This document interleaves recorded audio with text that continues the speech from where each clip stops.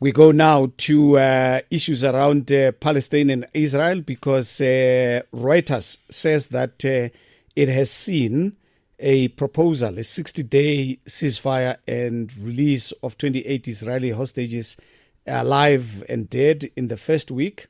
And this is a U.S. plan. They say in exchange for the release of 1,236 Palestinian prisoners and the remains of 180 dead Palestinians. Reuters says the document says the plan is guaranteed by them as the U.S., particularly U.S. President Donald Trump, and mediators Egypt and Qatar, includes this proposal sending humanitarian aid to Gaza as soon as Hamas signs off on the ceasefire agreement. Naim Jina is a senior researcher, humanity at the Mapungubwe Institute for Strategic Reflection. Mr. joining us on the line. Naim, nice talking to you again, sir. How are you? Good, thanks. How are you? Very well. There was a bit of a confusion, and I think in the last 2 days, Hamas, I read in one article saying that there is no such a thing. Some Israelis also saying there's no such a thing, but Reuters seems to be saying that this thing is on. It's a 60-day ceasefire. What are your impressions? I mean, can we rely on this information from Reuters that indeed there's a ceasefire? No, there isn't a ceasefire. There's a proposal. So what happened was that last week there was a proposal drawn up, which Hamas at that stage accepted. It was for a 60-day ceasefire, 2 sessions of release of captives and bodies on both sides, and then after the 60 days, a permanent ceasefire, which the Americans guaranteed. Hamas accepted that. It then went to the Israelis, and they made a whole lot of changes. And what the Americans have now presented to Hamas is this modified version, which is a temporary 60-day ceasefire, and the Israelis continue their genocide after the 60 days.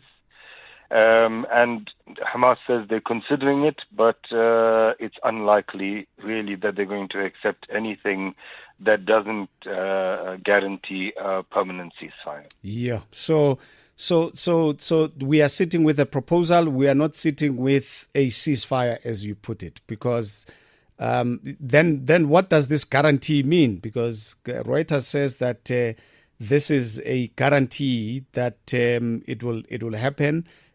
Should parties agree, that is Qatar, Egypt, and the U.S. president. What does that intimate in a sense? So the Americans have said that they would guarantee the ceasefire for 60 days if it's accepted by both parties. So it's not. So Hamas has not accepted it yet. Let me also say that. We are told that Israel has accepted it. They haven't publicly accepted it. The Americans are saying that Israel has accepted it. And the Israeli style thus far has always been that they wait for the other side to agree, and then they either agree or dispute or whatever. But I think it's unlikely that Hamas is going to sign off on anything that doesn't lead to a permanent ceasefire. I mean, essentially what the Israelis want through this deal or this proposal is they want all their captives to be returned, and thereafter they will continue the genocide and continue the massacres of people in Gaza. And that really can't be acceptable to the Palestinian side. So where do you see all of this going eventually? I mean, should we curb our enthusiasm when it comes to a permanent ceasefire at this stage? Right now, yes. If this proposal is accepted, it's not a permanent ceasefire. The one that was on the table from last week, Israel has not accepted. So right now, there's no prospect yet of a permanent ceasefire. Yeah. The other countries that have come out threatening economic sanctions, others intimating on not allowing Israel to participate in sports and all of that, to what extent do they put pressure, if at all? Well, for now, I think just their statements are intended to put pressure. I think we will see some action unfold over the next couple of weeks, at least with sanctions on the provision of weapons and military supplies, etc. For Israel, the big issue, of course, is the United States. The United States is the one that has given it tens of billions of dollars of aid in the past year, military aid, apart from everything else, that has provided it much of its weapon systems, etc. So if the European countries do put pressure, in the immediate term, it will have a small effect. In the long term, of course, it will have a serious effect.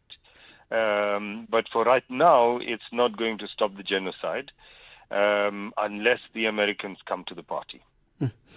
Naim, thank you so much, sir. Thanks for your insights. We always appreciate them. Thank you. Bye. He's Naim Jina, who's from the Mapungubwe Institute for Strategic Reflection.